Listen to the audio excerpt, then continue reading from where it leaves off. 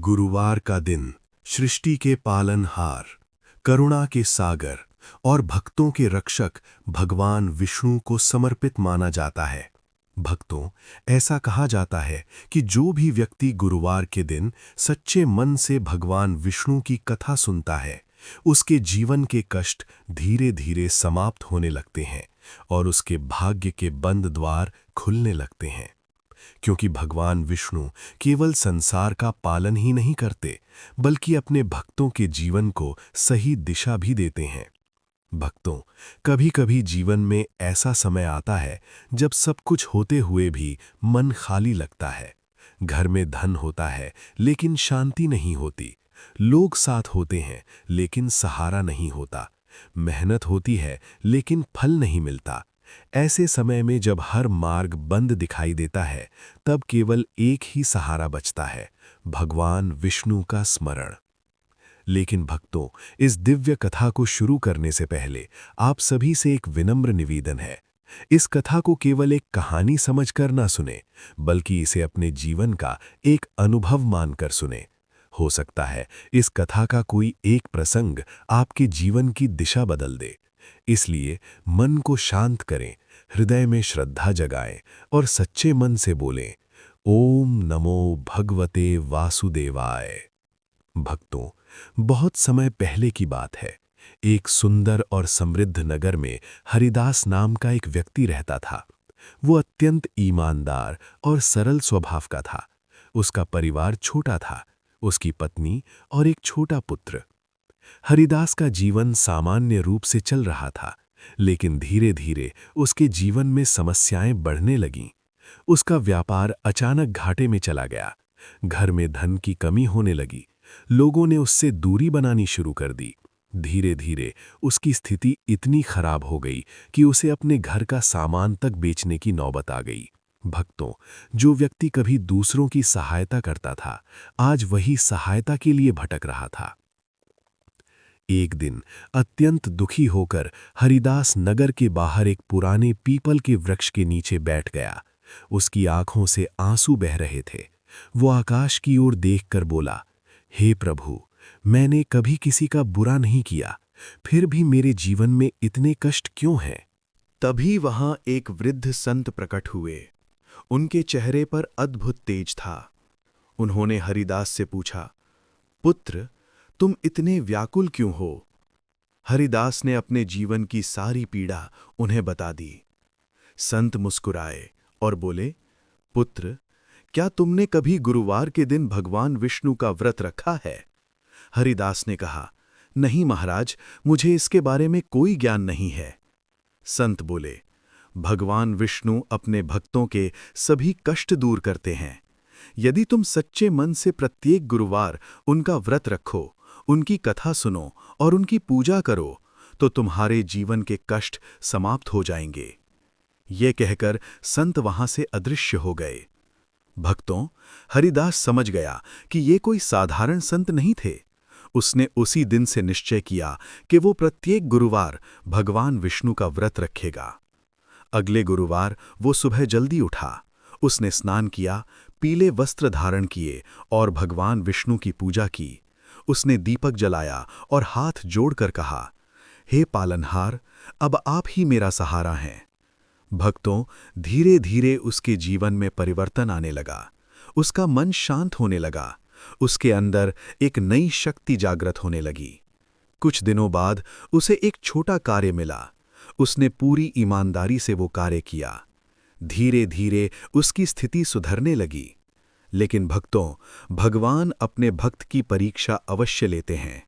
एक दिन उसका पुत्र गंभीर रूप से बीमार पड़ गया। वैद्य ने कहा, स्थिति गंभीर है। हरिदास का मन टूट गया, लेकिन उसने अपना विश्वास नहीं खोया। वो गुरुवार का दिन था। वो भगवान विष्णु के सामने बैठ गया और बोला, हे प्रभु, मैं आपकी शरण में हूं। भक्तों, उसने पूरे विश्वास के साथ व्रत रखा और प्रार्थना की। कुछ ही दिनों में उसका पुत्र स्वस्थ होने लगा। ये देखकर हरिदास की आंखों से खुशी के आंसू बहने लगे। भक्तों, ये केवल शुरुआत थी। समय के साथ उसका व्यापार फिर से चलने लगा। उसके घर में सुख और समृद्धि लौट आई।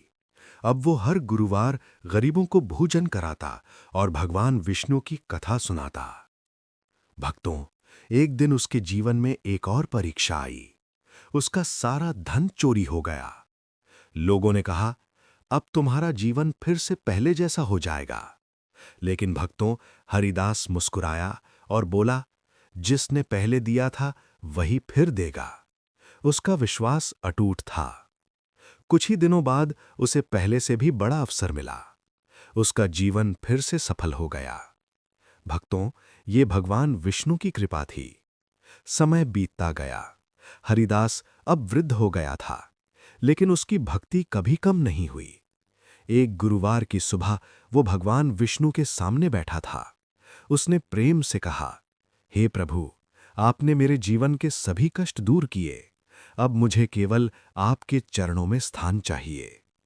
भक्तों, कहते हैं कि उसी समय वातावरण में एक दिव्य प्रकाश फैल गया। हरिदास के चेहरे पर एक दिव्य मुस्कान थी। भक्तों, हरिदास के शरीर के शांत हो जाने के बाद भी उसकी भक्ति की शक्ति उस नगर में जीवित रही। लोग कहते थे कि जिसने अपने जीवन में सच्चे मन से भगवान विष्णु को पुकारा, उसे कभी निराशा नहीं मिली। हरिदास की कथा अब केवल एक व्यक्ति की कहानी नहीं रही, बल्कि वो विश्वास की एक जीवित मिसाल बन गई। हरिदास का पुत्र, जिसका नाम माधव था, अब युवा हो चुका था। उसने अपने पिता को कठिन परिस्थितियों में भी भगवान विष्णु पर अटूट विश्वास रखते हुए देखा था। उसने अपने मन में निश्चय किया कि वो भी अपने पिता की तरह हर गुरुवार भगवान की भक्ति करेगा। भक्तों, माधव प्रतिदिन सुबह उठकर सबसे पहले भगवान विष्णु का स्मरण करता और फिर अपने कार्य पर जाता। वो जानता था कि जीवन में सफलता केवल मेहनत से नहीं, बल्कि भगवान की कृपा से भी मिलती है। समय बीतता गया। एक दिन माधव को एक बड़े व्यापार का अवसर मिला। ये अवसर उसके जीवन को पूरी तरह बदल सकता था, लेकिन उसमें बहुत जोखिम भी था। यदि वो सफल होता तो उसका जीवन समृद्ध हो जाता। यदि असफल होता तो वो सब कुछ खो सकता था। माधव के मन में भय था, लेकिन उसके हृदय में भगवान विष्णु पर विश्वास भी था। वो गुरुवार का दिन था। वो मंदिर गया, दीपक जलाया और हाथ जोड़कर बोला, हे प्रभु, मुझे सही मार्ग दिखाइए। मैं आपके निर्णय पर विश्वास करता हूं। भक्तों, कहते हैं कि सच्ची प्रार्थना कभी व्यर्थ नहीं जाती। माधव ने वो कार्य प्रारंभ किया। शुरुआत में उसे अनेक कठिनाइयों का सामना करना पड़ा। लोग उसका साथ छोड़ने लगे। कई बार उसे लगा कि वो असफल हो जाएगा। लेकिन हर गुरुवार वो भगवान विष्णु की पूजा करता और अपनी आस्था को मजबूत करता। धीरे धीरे परिस्थितियां बदलने लगीं। लोग फिर से उसका साथ देने लगे। उसका व्यापार बढ़ने लगा। उसका जीवन सफल होने लगा। भक्तों, अब माधव समझ चुका था कि ये सब भगवान विष्णु की कृपा है। एक दिन नगर में एक भयानक सूखा पड़ा। खेत सूख गए। लोगों के पास भोजन नहीं था। चारों ओर निराशा का वातावरण था। लोग मंदिर में एकत्र हुए। माधव भी वहां पहुंचा। सभी ने मिलकर भगवान विष्णु से प्रार्थना की, हे पालनहार, हमारी रक्षा कीजिए। भक्तों, कहते हैं कि उसी रात आकाश में बादल छा गए। भारी वर्षा हुई। सूखे खेत फिर से हरे हो गए। लोगों के जीवन में फिर से आशा लौट आई। सभी समझ गए कि ये भगवान विष्णु की कृपा है। भक्तों, ये कथा हमें ये सिखाती है कि जब भी जीवन में कष्ट आए तो हमें घबराना नहीं चाहिए।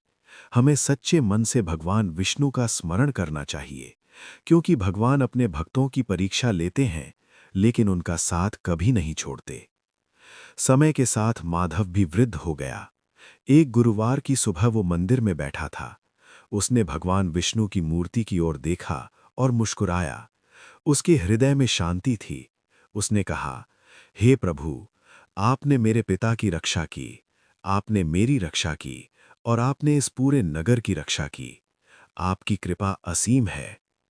भक्तों, कहते हैं कि उसी समय मंदिर में एक दिव्य प्रकाश फैल गया। वातावरण अत्यंत पवित्र हो गया। माधव की आंखों से आंसू बहने लगे, लेकिन वे आंसू दुख के नहीं, बल्कि आनंद के थे। उसने अंतिम बार भगवान विष्णु का नाम लिया, ओम नमो भगवते वासुदेवाय, और वो शांत हो गया। भक्तों, ये कथा हमें ये संदेश देती है कि जो भी व्यक्ति गुरुवार के दिन श्रद्धा और विश्वास के साथ भगवान विष्णु की इस दिव्य कथा को सुनता है, उसके जीवन के सभी कष्ट धीरे धीरे समाप्त हो जाते हैं। उसके घर में सुख आता है, उसका मन शांत होता है और उसके जीवन में समृद्धि का वास होता है।